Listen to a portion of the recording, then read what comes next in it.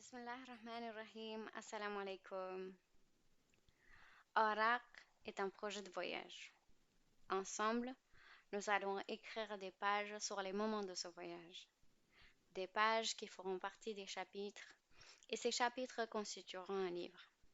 Un livre qui sera écrit sur les vies de diaspora pakistanaise en France. Le but est de réunir des histoires, des expériences, des moments joyeux, mais aussi des moments plus durs, des anciens, mais aussi des plus jeunes, sur leur vie franco-pakistanaise.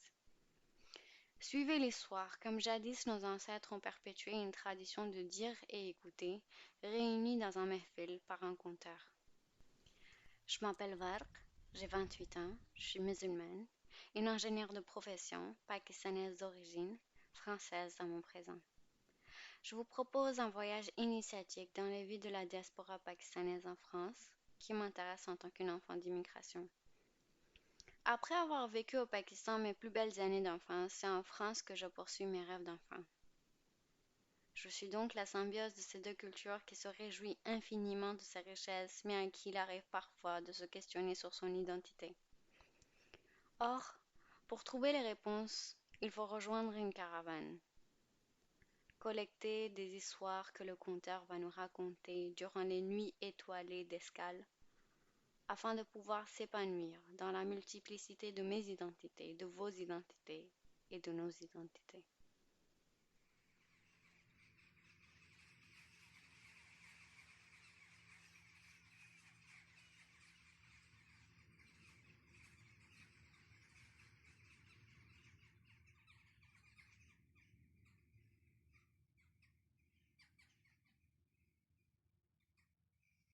Dans ce podcast, nous allons explorer l'image du Pakistan à travers les clichés. On explorera le Pakistan à travers les clichés des Français, les clichés des immigrants pakistanais de deuxième génération et enfin ceux des Pakistanais. Pour contrebalancer, je recueille deux témoignages des Pakistanais sur la France et sur les immigrants pakistanais. Ainsi, à la fin de ce podcast, chacun aura dit sa vérité. Lorsque les Français me parlent du Pakistan, ils me parlent du terrorisme, d'affaires Sarkozy, de talibans. Puis, immédiatement, pour compenser, ils disent adorer les cheese-naan que le resto Pak-Pak de leur quartier fait. Ils disent adorer le gulab jamun et le lassi mangue. Et que les samosas et le biryani sont une tuerie. Et ils ont oublié de me mentionner que leur cousine adore les habits pakistanais, le sari et tout ça. À l'aéroport, quand quelqu'un ne me regarde pas de travers comme un terroriste, il me fait un namasté. Souvent, quand j'en décline mon identité, j'ai droit à ah, mais je croyais que tu étais une hindoue. L'hindouisme est une religion et pas une nationalité, for God's sake. Les Indiens et Pakistanais, c'est pas pareil, même si on mange pareil et qu'on s'habille pareil. Vous passerez votre temps à me demander combien de fêtes de mariage il y a au Pakistan et de vous inviter à mon mariage par la même occasion. Vous me montrerez certainement vos compétences à imiter des actrices indiennes. Vous me demanderez de vous apprendre à dire quelques mots en ourdou. Et avec 80% des gens, on en restera là pour la vie. Tahira, possédant une maîtrise dans les relations internationales au Pakistan, écrit dans son témoignage. The French probably think that Pakistan is a backward Orthodox land. Their image of Pakistan would be of that of a state of anarchists ruled by bearded men who punish all those who don't believe what they believe. They also probably assume that Pakistan is a part of the Middle East. Their image of Pakistan probably has many parallels with what media tells them about Pakistan, which is not a lot but enough for them to believe that it is not a livable country. Les Français pensent probablement que le Pakistan est un pays orthodoxe avec beaucoup de retard. Leur image du Pakistan serait celle d'une anarchie régulée par des barbus qui punissent tous ceux qui n'ont pas les mêmes croyances qu'eux. Ils pensent aussi sûrement que le Pakistan fait partie du Moyen-Orient. Leur image du Pakistan est ciselée parce que les médias leur font croire, ce qui est très suffisant pour eux pour croire que le Pakistan n'est pas un pays où l'on peut vivre.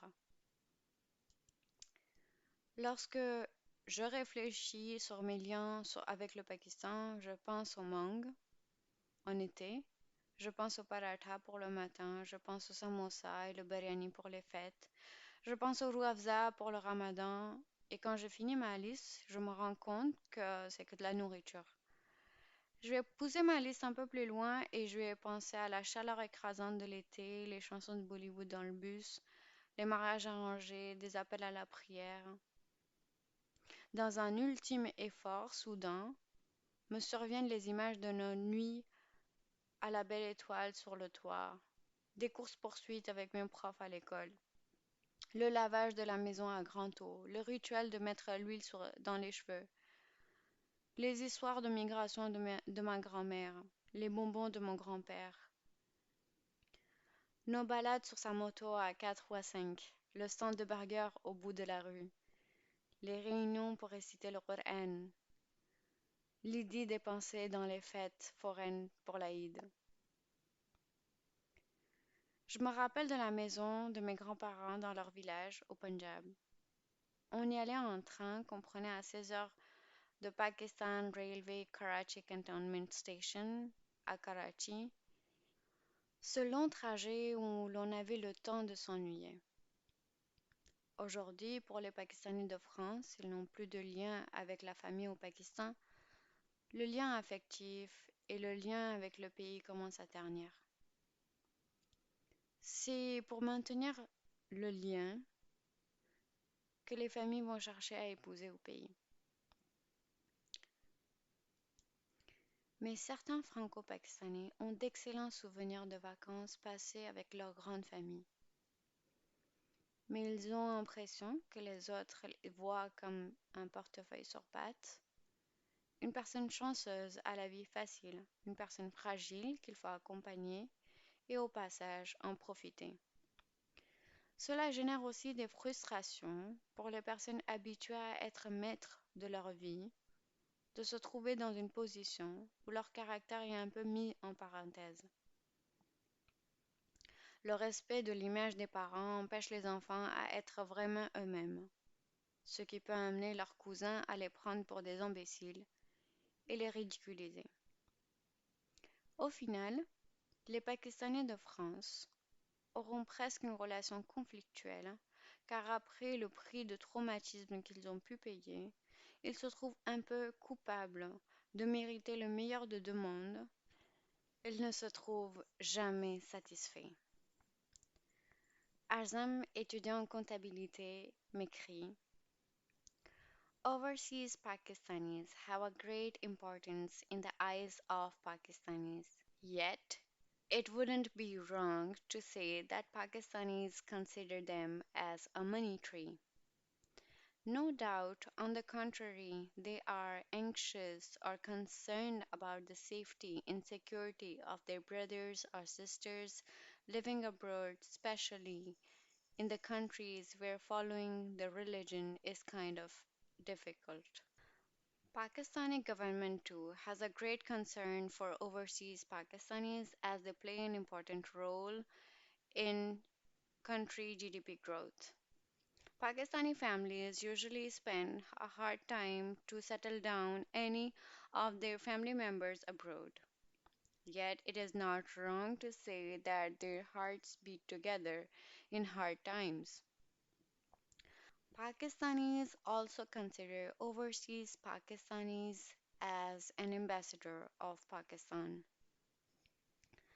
Les Pakistanais d'outre-mer ont une grande importance au regard des Pakistanais locaux, même s'il ne serait pas faux d'affirmer qu'ils les considèrent comme des arbassous. Mais il n'y a pas de doute sur le fait qu'ils s'inquiètent vis-à-vis de la sûreté et de la sécurité de leurs proches qui habitent à l'étranger, plus particulièrement s'ils habitent dans les pays où la pratique de l'islam est difficile. Le gouvernement pakistanais est lui aussi assez préoccupé par la problématique des Pakistanais d'outre-mer vu qu'ils ont un rôle important dans l'accroissement du PIB. Les familles pakistanaises se donnent vraiment du mal à installer une personne de leur famille à l'étranger. Il ne serait pas incorrect de dire que leurs cœurs battent ensemble en temps difficiles. Les Pakistanais considèrent aussi les Pakistanais d'outre-mer comme des ambassadeurs du Pakistan. Tahira, elle a une opinion plus tranchée et honnête. Pakistani immigrants believe that whilst Pakistan is a great country, it is not safe or secure. It is the place that they inevitably belong to, but they are far too different from what they used to be. So they cannot go back home to Pakistan and then adjust. They may claim to love Pakistan, but they only love it from afar. Les immigrants pakistanais pensent que même si le Pakistan est un pays grandiose, il n'est pas sûr. C'est un endroit avec lequel ils ont des liens incontestables, mais ils ont trop changé par rapport à ce qu'ils étaient pour revenir au Pakistan et s'y accommoder de nouveau. Ils peuvent proclamer qu'ils aiment le Pakistan, mais ils le font que de loin. Les clichés que j'ai pu vous citer, le Pakistan est bien plus que tout ça. Les gens sont bien plus que tout ça. Les médias dans leurs films ont besoin de stéréotypes pour raconter des histoires. Mais les personnes réelles sont bien plus que des stéréotypes. Une éducation dans les deux sens doit se faire pour une bonne atmosphère. Arzam écrit Pakistani nation literally love their homeland and are really patriotic, like they love to die for their homeland. They think Pakistan is a blessing of Allah for them, and to be honest, it is. But many of them think that they aren't using their resources efficiently. Pakistan is blessed with one of the world's highest mountains, the sea, the desert, the plains, different weathers, minerals, and much more. But they also know that yes, they are far back in technology and other sectors too. And yet, Pakistanis are helpful and hospitable. They rank at top of the nations who donate a lot. La nation pakistanaise aime littéralement son pays. Les Pakistanais sont vraiment patriotiques au point de sacrifier leur vie pour leur patrie. Pour eux, le Pakistan est un bienfait d'Allah et pour être honnête, il l'est. Cependant, beaucoup d'entre eux pensent qu'ils n'utilisent pas les ressources efficacement. Le Pakistan est doté des montagnes les plus hautes, de la mer, du désert, des plateaux, des saisons différentes, des minéraux et plein d'autres merveilles encore. Cependant, les Pakistanais sont aussi conscients qu'ils sont assez en retard sur la technologie et dans d'autres secteurs, mais aussi que les Pakistanais sont très serviables et qu'ils sont au top des nations qui font des dons. Je suis donc allée vérifier l'index de générosité sur Wikipédia et en 2018, le Pakistan occupait non pas la première, mais la 91e place, tandis que la France occupait la 72e place. Mais si on remonte en 2013, le Pakistan était à la 51e place et la France occupait la 76e place. Pour un pays qui est lui-même en difficulté, je trouve ça honorable. Tahira continue. Most Pakistanis are here because they have a genuine affection and appreciation towards their motherland. They love Pakistan and they appreciate the care it offers them and the leisure it brings. Pakistanis love Pakistan because it is a place that will accept all their flaws and not throw them out. Pakistan has its shortcomings though. Pakistan is not a safe place by any means, and some Pakistanis are frustrated about the misallotment of resources, which will always stop Pakistan from being great.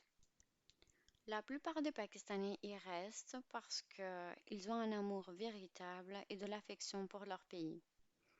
Ils aiment le Pakistan et apprécient le soin qu'il leur offre et les divertissements qui le caractérisent. Les Pakistanais aiment le Pakistan parce que c'est un pays qui les accepte avec leurs défauts et qui ne va pas les expulser. Cependant, le Pakistan a aussi ses difficultés. C'est pas un endroit sûr et la mauvaise gestion des ressources naturelles génère des frustrations au sein de la nation, ce qui va toujours être un obstacle pour que le Pakistan devienne un pays grandiose. Pour clôturer cet premier épisode, j'aimerais qu'on révise nos stéréotypes. Nous avons tous développé des clichés, parce que consommer ce qu'on nous offre tout fait, sous forme de films, reportages ou récits de voyage, est plus facile, mais ça peut être biaisé par l'opinion des médias. Lorsqu'on voyage avec des groupes, on ne sort pas non plus des sentiers battus. Alors, pour aller au-delà de ces clichés, il faut faire un peu d'exercice mental, ou avant de se projeter ce que l'on sait, peut-être faire une recherche personnelle pour avoir ses propres bases qui nous permettent ensuite de naviguer et voir l'envers du décor. Je suis peut-être prédisposée à voir ce décor parce que moi-même j'ai traversé des frontières. Mais je me dois de faire cet exercice tout autant pour connaître d'autres histoires que je ne connais pas. J'espère, Inch'Allah, que nous pourrions prochainement aller explorer le Pakistan au-delà de ces clichés et ouvrir le dialogue.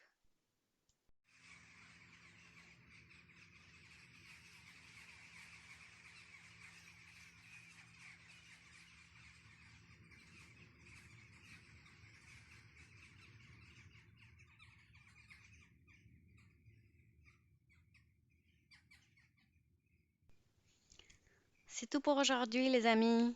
Il est l'heure de se mettre en route, en attendant la prochaine escale pour une nouvelle histoire. Prenez soin de vous. Assalamu alaikum.